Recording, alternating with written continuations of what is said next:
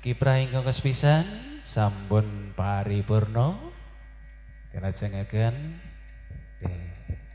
lalagon monggo mungkin ada request enten pamundutan syukur-syukur pamundutan ku mau ya Pak ya saged sangapunten dumateng kanca-kanca Sekar Cempaka.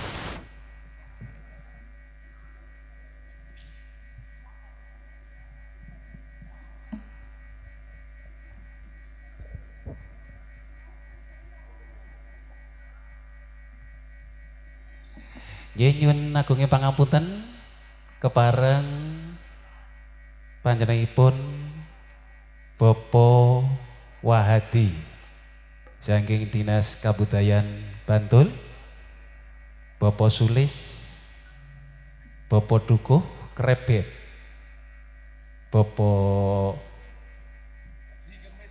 Kemis Kidi. Lah niki mun dadak tak ngano napa?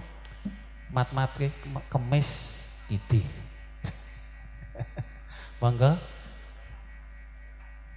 diaturi tindak wontening pepanggungan. Nggih, katur dumateng ngarsanipun panjenenganipun Bapak Wahadi kasih pementasan Kundo Kabudayaan Kabupaten Bantul utawi Dinas Kebudayaan Kabupaten Bantul ugi menawi sampun kepareng rawuh panjenenganipun Bapak Dukuh Krebet, panjenenganipun Bapak Haji Kemis Kidi. Semoga nggih menika wonten panyuwunan saking panitia lumantar Konco Wiraswara Bang Mat Marjilan. Nggih.